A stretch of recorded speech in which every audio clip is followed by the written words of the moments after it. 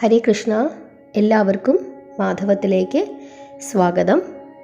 ഇപ്പോൾ നമ്മൾ ശ്രീമദ് ഭഗവത്ഗീതയുടെ ക്ലാസ്സുകൾ ആദ്യം മുതൽ തുടങ്ങുകയാണ്. നമുക്കെല്ലാവർക്കും അറിയാം, ശ്രീമദ് ഭഗവത്ഗീത രചിച്ചത് വേദവ്യാസനാണ്. വേദവ്യാസൻ്റെ മറ്റൊരു പേരാണ് കൃഷ്ണദ്വൈപായനൻ. വേദവ്യാസൻ എന്തുകൊണ്ടാണ് ഭഗവത്ഗീത രചിച്ചത് എന്ന് ചോദിച്ചു കഴിഞ്ഞാൽ, മഹാഭാരതം രചിച്ചതാരാണ്? വേദവ്യാസനാണ്. മഹാഭാരതത്തിൻ്റെ മധ്യഭാഗത്ത് വരുന്ന ഭാഗമാണ് ഏതെന്ന് പറയുന്നത് ഭഗവത്ഗീത. കാരണം മഹാഭാരതം ഇങ്ങനെ തുടങ്ങി, ആ കഥകളെല്ലാം തുടങ്ങി അവസാനം കുരുക്ഷേത്ര യുദ്ധം, ആ മധ്യഭാഗത്താണ് കുരുക്ഷേത്ര യുദ്ധം വരുന്നത്. ആ മധ്യഭാഗത്ത് കുരുക്ഷേത്ര യുദ്ധം നടക്കുന്നു. അതിനുശേഷം പാണ്ഡവരുടെ രാജ്യഭാരം അതൊക്കെ വരുന്നുണ്ട്. പിന്നീട് അവരുടെ വനവാസം, ഇങ്ങനെയുള്ള കാര്യങ്ങൾ. അപ്പം മധ്യഭാഗത്താണ് മഹാഭാരത യുദ്ധം നടക്കുന്നത്.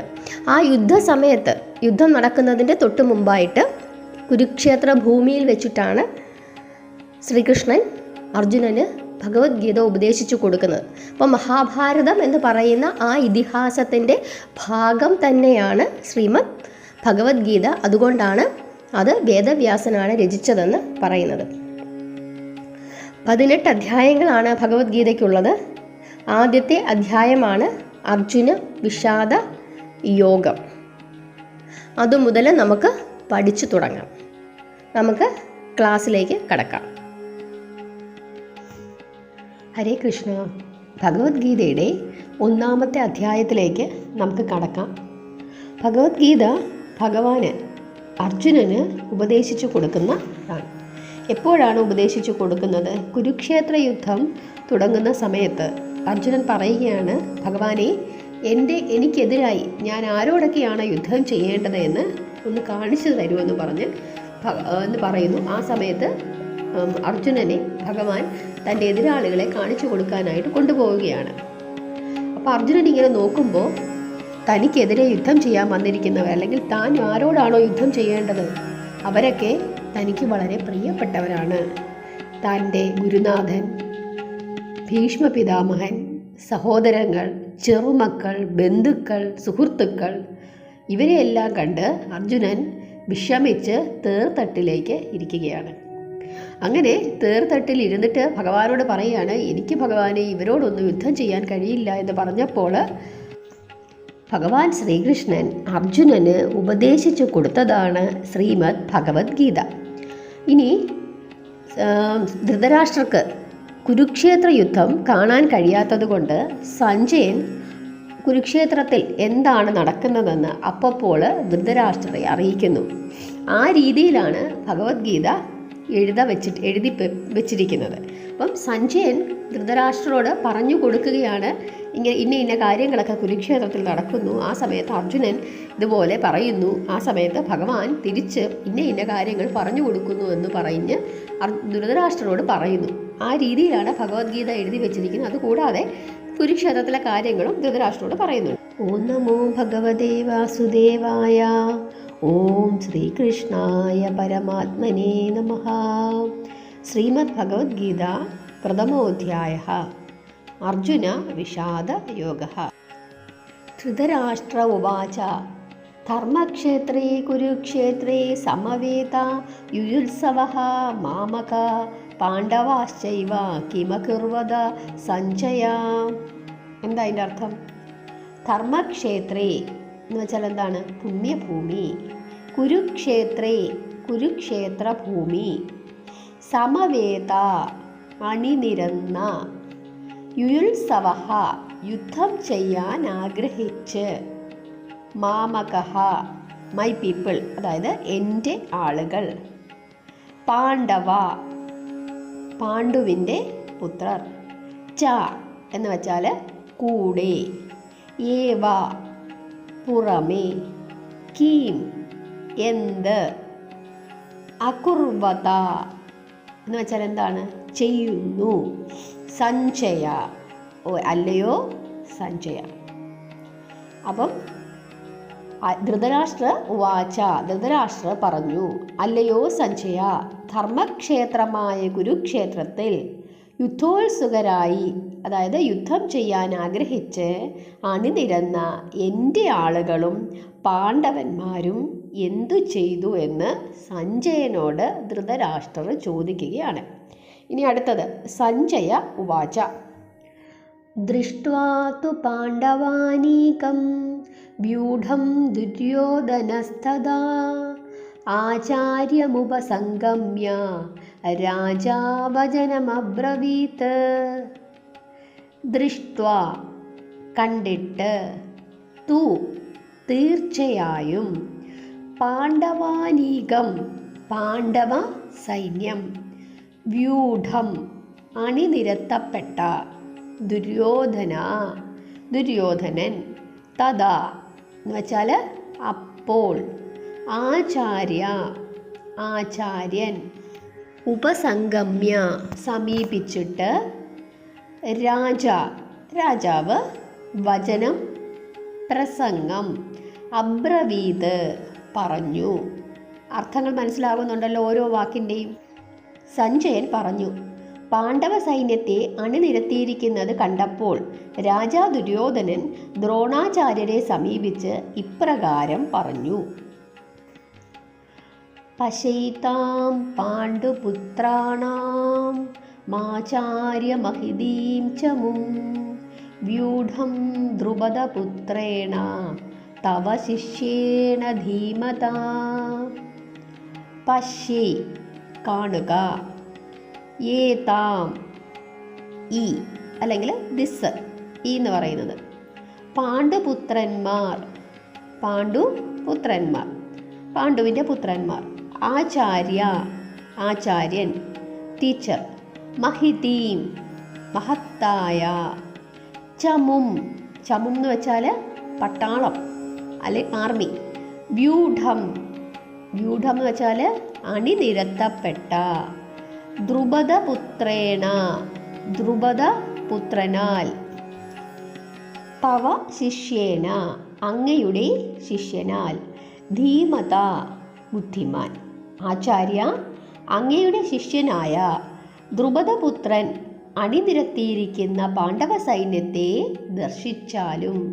ഇതാരോടാണ് പറയുന്നത്? പാണ്ഡവ സൈന്യത്തെ അണിനിരത്തിയത് കണ്ട് ദുര്യോധനൻ ദ്രോണാചാര്യരെ സമീപിച്ച് പറയുകയാണ്, ആചാര്യ അങ്ങയുടെ ശിഷ്യനായ ദ്രുപദപുത്രൻ അണിനിരത്തിയിരിക്കുന്ന പാണ്ഡവ സൈന്യത്തെ ദർശിച്ചാലും എന്ന് പറയുന്നു. അത്ര ശൂരാ മഹേശ്വാസാ ഭീമാർജുന സമായുധി യുയുധാനോ വിരാടശ്ച ദ്രുപദശ്ച മഹാരഥഃ. അത്ര ഹിയർ ഇവിടെ, ശൂര ഹീറോസ് ശൂരന്മാർ, മഹേശ്വാസ വില്ലാളി വീരന്മാർ, ഭീമാർജുന സമാ ഭീമനും അർജുനനും സമമായിരിക്കുന്നവർ, യുദ്ധത്തിൽ, യുയുധാനൻ, വിരാടൻ, ച പുറമേ, ദ്രുപദൻ, ച പുറമേ, മഹാരഥനായ. അങ്ങനെ ദുര്യോധനൻ ദ്രോണാചാര്യരോട് പറയുകയാണ്, ഇവിടെ അതായത് ഈ സേനയിൽ ശൂരന്മാരും വലിയ വില്ലാളികളും യുദ്ധത്തിൽ ഭീമാർജുന സമന്മാരുമായ യുയുധാനനും വിരാടനും മഹാരഥനായ ദ്രുപദനും. ദൃഷ്ടകേതുശ്ചേകിതാനഃ കാശിരാജച്ഛ വീര്യവാൻ പുരുജിത് കുന്തിഭോജച്ഛ ശൈബച്ഛ നരപുംഗവ. ദൃഷ്ടകേതു, ചേകിതാന, കാശിരാജ ഇവരൊക്കെ രാജാക്കന്മാരാണ്. ച കൂടെ, വീര്യവാൻ വീരന്മാർ, പുരുജിത് കുന്തിഭോജ സൈബ്യ, ച കൂടെ, നരപുംഗവ ശ്രേഷ്ഠന്മാർ. എന്നിട്ട് പറയുകയാണ്, ദൃഷ്ടകേതുവും ചേകിതാനനും വീര്യവാനായ കാശിഭോജനും പുരുജിത്തും കുന്തിഭോജനും നരപുംഗവനായ ശൈബ്യനും ഇവരൊക്കെ ഇവിടെ അണിനിരന്നിരിക്കുന്നുവെന്ന് പറയുകയാണ്. ഇതാരോട് പറയുകയാണ്? ദുര്യോധനൻ ദ്രോണാചാര്യരെ കാണിച്ചു കൊടുത്തുകൊണ്ട് ഇവരൊക്കെ പാണ്ഡവപക്ഷത്തുണ്ടെന്ന് പറയുകയാണ്.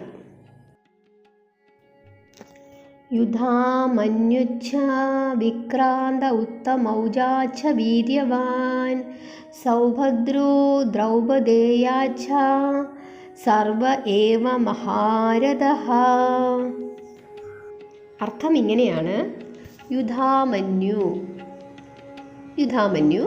ച കൂടെ, വിക്രാന്ത ശക്തനായ, ഉത്തമൗജഃ ച കൂടെ, വീര്യവാൻ ധീരൻ, സൗഭദ്രോ സുഭദ്രാതനയൻ, ദ്രൗപദേയ ദ്രൗപദി തനയൻ, ച കൂടെ, സർവയേവ എല്ലാവരും, മഹാരഥന്മാർ മഹാരഥ. യുധാമന്യുവും ഉത്തമൗജനും സുഭദ്ര ദ്രൗപദീപുത്രന്മാരും നിലകൊള്ളുന്നു. ഇവരെല്ലാം മഹാരഥന്മാർ തന്നെ. അസ്മാകം തു വിശിഷ്ടായേ താൻ നിബോധ ദ്വിജോത്തമാ നായകാമവ സൈന്യസ്യ സംജ്ഞാർത്ഥം താൻ ബ്രവീമി തേ. അസ്മാകം നമ്മുടെ, തു ഉറപ്പായിട്ട്, വിശിഷ്ടമായ, യേ ആര്, താൻ അവർ, നിബോധ അറിയുക, ദ്വിജോത്തമ രണ്ടു ജന്മമുള്ള, നായകൻ, മമ എൻ്റെ, സൈന്യസ്യ സൈന്യത്തിൽ, സംജ്ഞാർത്ഥം ചുരുക്കി പറയുക. അല്ലയോ ബ്രാഹ്മണശ്രേഷ്ഠ, ഇനി നമ്മുടെ പക്ഷത്ത് എൻ്റെ സൈന്യത്തിന് നായകന്മാരായി ഏതെല്ലാം വിശിഷ്ടന്മാരുണ്ടോ അവരുടെ പേരുകൾ പറയാം. അവിടുന്ന് കേട്ടോളും. ഹരേ കൃഷ്ണ. ഇനി നമുക്ക് ബാക്കി അടുത്ത ക്ലാസ്സിൽ പഠിക്കാം, അല്ലെങ്കിൽ ഒരുപാട് ലെങ്തി ആവും. എങ്ങനെ പറഞ്ഞു തന്നാൽ മതിയോ? അത് ഈ കാര്യം നിങ്ങൾക്ക് പറയണം. ഇങ്ങനെ ഞാൻ പറഞ്ഞാൽ മതിയോ, അതോ ഓരോ വരിയുടെയും അർത്ഥം പറയണ്ട, ജസ്റ്റ് വായിച്ചിട്ട് അർത്ഥം പറഞ്ഞു പോയാൽ മതിയോ? എങ്ങനെയാണ് ചെയ്യേണ്ടതെന്ന് നിങ്ങളൊന്ന് പറയണം. ഞാൻ ഇങ്ങനെ പറഞ്ഞത് നാളെ, ഇത് സംസ്കൃത വാക്കുകളാണല്ലോ, നാളെ നിങ്ങൾക്ക് വായിക്കുമ്പോൾ ഈ അർത്ഥങ്ങളൊക്കെ ഒന്ന് ഓർത്തിരിക്കാൻ വേണ്ടിയിട്ടാണ് ഞാനിപ്പോൾ ഇങ്ങനെ പറഞ്ഞത്. നിങ്ങൾ എങ്ങനെയാണ് വേണ്ടതെന്ന് വെച്ചാൽ ആ രീതിയിൽ നിങ്ങൾ കമൻ്റ് ഇട്ടാൽ മതി. നമുക്കതിനനുസരിച്ച് മാറ്റം വരുത്താം. പിന്നെ നിങ്ങൾ അന്നന്ന് പഠിക്കുന്ന പാഠഭാഗങ്ങൾ വൈകുന്നേരം വിളക്ക് കത്തിച്ച് നിങ്ങളത് വായിക്കണം. അങ്ങനെ വായിക്കുമ്പം നിങ്ങളുടെ മനസ്സിലേക്ക് ഭഗവാൻ ഉപദേശിച്ചു കൊടുത്ത ആ ശ്രീമദ് ഭഗവത്ഗീത അത് നിങ്ങളുടെ മനസ്സിലേക്ക് വരും. അതുപോലെ തന്നെ ആ യുദ്ധവും, മഹാഭാരത യുദ്ധം ധർമ്മയുദ്ധമാണ്, ആ യുദ്ധവും നിങ്ങളുടെ ആ കാര്യങ്ങളെല്ലാം നിങ്ങളുടെ കണ്ണുകളിലേക്ക് വരും. അപ്പോൾ അത് നിങ്ങൾ കുറേശ്ശെ പെട്ടെന്നൊന്നും നിങ്ങൾക്കത് ഹൃദയസ്ഥമാക്കാനൊന്നും പറ്റില്ല. അതുകൊണ്ടാണ് ഞാനിങ്ങനെ വിശദമായിട്ട് പറയുന്നത്. കുറേശ്ശെ ആയിട്ട് നിങ്ങളുടെ മനസ്സിലേക്കത് ഇങ്ങനെ കയറും. അപ്പോൾ നിങ്ങളത് എങ്ങനെ വേണം, ഇനി മാറ്റം വരുത്തണോ എന്നുള്ള വിവരം നിങ്ങൾ പറയുക. എന്നിട്ട് നിങ്ങൾ ഇന്ന് പഠിച്ച കാര്യം നിങ്ങൾ ഇന്ന് വൈകുന്നേരം വിളക്ക് കത്തിച്ച് നിങ്ങൾ പ്രാർത്ഥിക്കണം. നോട്ട് ബുക്കിൽ എഴുതി വെച്ച് തന്നെ നിങ്ങൾ പഠിക്കണം.